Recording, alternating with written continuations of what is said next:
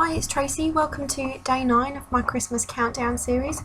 Today I'm going to be making a vintage style poinsettia card. I'm going to use this stamp set from Stampin' Up. I know it's retired now, but there's a lot of pretty poinsettia stamps around. First I'm just going to get some Stays On ink and stamp my poinsettia onto some watercolour paper. And I'm going to use a mask that I made, and I'm just going to stick that on. As you can see, it's just got a little bit of adhesive on the back, not enough to damage anything, it's just purely to hold it in place. I'm going to put that over the top of my image, and I'm going to use the leaf stamp from the same stamp set and just put that in between some of the petals.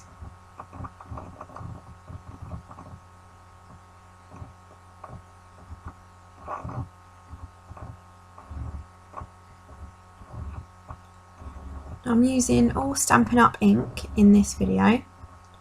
I think that's Raspberry Ripple there. I did want Cherry Cobbler, but I picked out the wrong one, but it still ended up looking quite nice because they're very similar colours.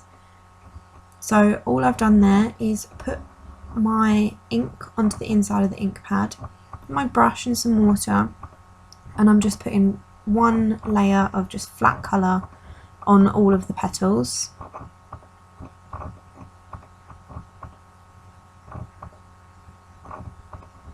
And then I'm going to come back afterwards and put a little bit more dimension and shading into it. I just find it easier with images that I have to colour quickly if I just put a flat colour on first, wait for it to dry a little bit, and then come back with some more colour.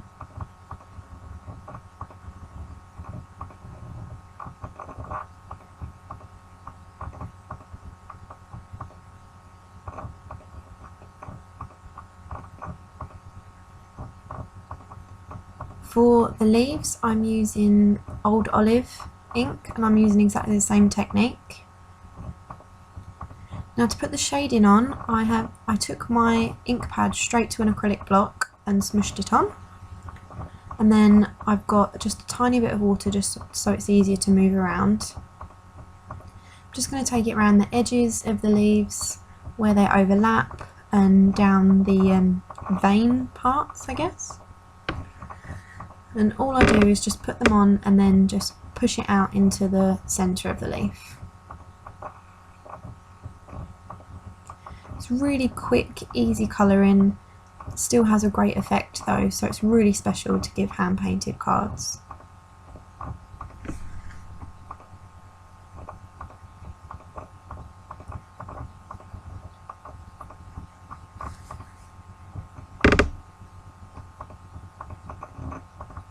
It didn't take me very long to paint at all, and by the time I was ready for it to use the image, it was all dry.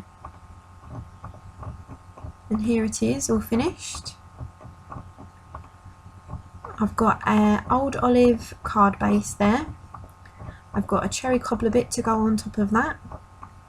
And then I've got a white piece of card to go on top of the Cherry Cobbler, and I've also got a white piece to go inside, and that's where I'm going to stamp my sentiment. I've got my We Are Memory Keepers corner chomper, and I went round every bit of cardstock and punched it on the 1/2 inch side. Now for my white piece of cardstock that's on the front, I've got this Stampin' Up, sort of like a roller stamp. I know they don't make these anymore, but you can get background stamps that have got the musical notes on. And I've just used that with my Old Olive ink, and I just use that over the entire white piece that will go on the front of my card. This is another Stampin' Up sentiment. Any sentiment that you want to use, you can.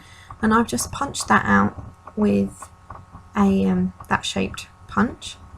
And I'm going to take the sentiment from my main stamp set and use Cherry Cobbler ink and stick that in the middle.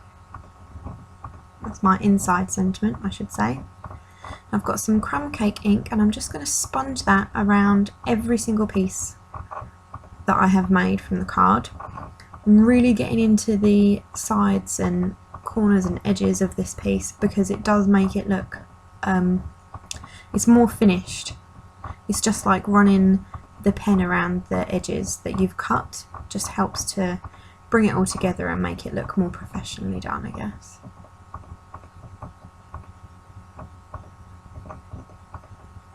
So I've inked every part of the front piece.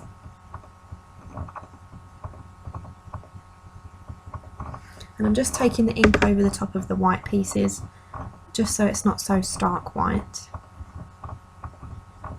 And that's my sentiment piece for inside the card, which I'm going to stick on now, and I'm just using some Tombow liquid glue.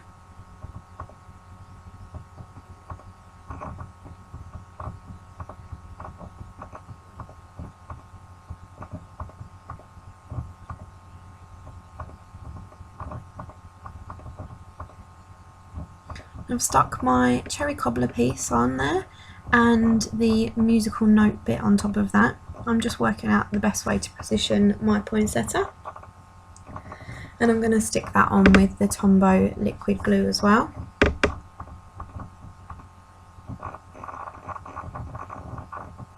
I'm just going over the red petals with my clear Wink Stella glitter brush pen. I'm wiping off in between so I don't muck up the shading too much, because as the glitter brush pen is wet, it will move around the colouring that I've done. So here is my finished card. I really hope you like it. If you give it a go, do tell me. I love your comments. Feel free to subscribe, comment and like this video, and I shall see you soon for day 10.